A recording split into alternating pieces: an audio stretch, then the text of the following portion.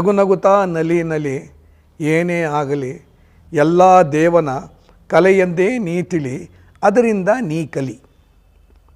ಇದು ಪ್ರಾರಂಭದಲ್ಲಿ ರಾಜ್ಕುಮಾರ್ ಹಾಡ್ಕೊಂಡೆಲ್ಲ ಬರ್ತಾರೆ, ಇಳಿತಾರೆ, ಇಳಿದು ನೋಡ್ತಾರೆ ಹಳ್ಳಿ ಗಿಳ್ಳಿ ಅಷ್ಟು ಸೊಗಸಾಗಿರುತ್ತೆ. ಅದು ನೋಡಿ ಖುಷಿ ಆಗಿಬಿಡುತ್ತೆ. ಅಲ್ಲಿ ಇನ್ನೂ ಒಂದು ಇಟ್ಟಿದ್ದೀವಿ, ಏನಂತ ಹೇಳಿದ್ರೆ ರಾಜ್ಕುಮಾರ್ ನೋಡ್ತಾರೆ ಪರ್ವತ ಶ್ರೇಣಿ.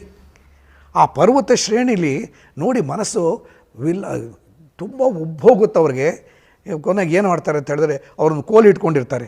ಆ ಕೋಲ್ನ ಹಿಡ್ಕೊಂಡಿದ್ದಾನೆ, ಆ ಕೋಲ್ನ ಈ ಬೆರಳಿನ ತುದಿಲಿ ಇಟ್ಕೊಂಡಿದ್ದಾನೆ, ಹೀಗೆ ಬ್ಯಾಲೆನ್ಸ್ ಮಾಡ್ತಾರೆ. ನೀವು ನೋಡ್ಬೋದು ಆ ಚಿತ್ರದಲ್ಲಿ ಗಣ ಅಂತ ಇರುತ್ತೆ.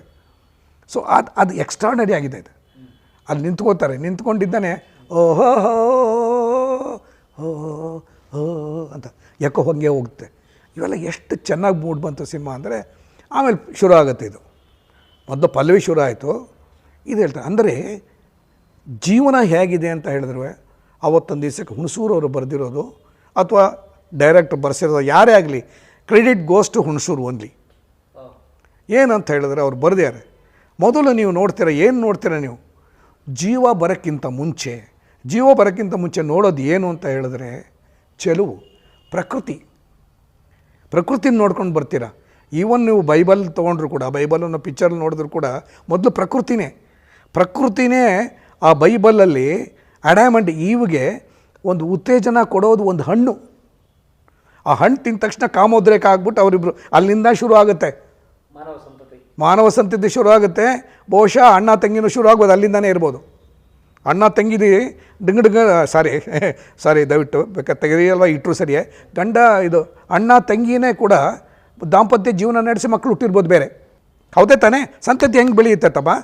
ಸೊ ಇಲ್ಲಿ ಬಂದ ತಕ್ಷಣವೇ ಇಳಿದು ನೋಡ್ತಾ, ಟ್ರೈನಿಂದ ಇಳಿದು ನೋಡ್ತಾರೆ. ನೋಡಿ ಇವೆಲ್ಲ ನೋಡಿದ ತಕ್ಷಣ ಏನು ಪ್ರಕೃತಿ ನೋಡಿದ ತಕ್ಷಣ ಖುಷಿ ಆಗಿಬಿಡುತ್ತೆ. ಅಲ್ಲಿ ಒಂದು ಲೈನ್ ಬರುತ್ತಾರೆ, ಒಂದು ಚರಣ, ಚೆಲುವಿದು ತಾಣ ಜಗವಿದು ತಾಣ ಎಲ್ಲೆಲ್ಲೂ ರಸದೌತಣ ನಿನಗೆಲ್ಲೆಲ್ಲೂ ರಸದೌತಣ ಲತೆಗಡು ಕುಣಿದಾಗ ಹೂಗಡು ಬಿರಿದಾಗ ನಗು ನಗುತ್ತಾ ನಲಿ ನಲಿ ಏನೇ ಆಗಲಿ ಅಂತಾರೆ. ಇದು ಪ್ರಕೃತಿ ಹೇಳ್ಕೊಂಬರ್ತಾರೆ.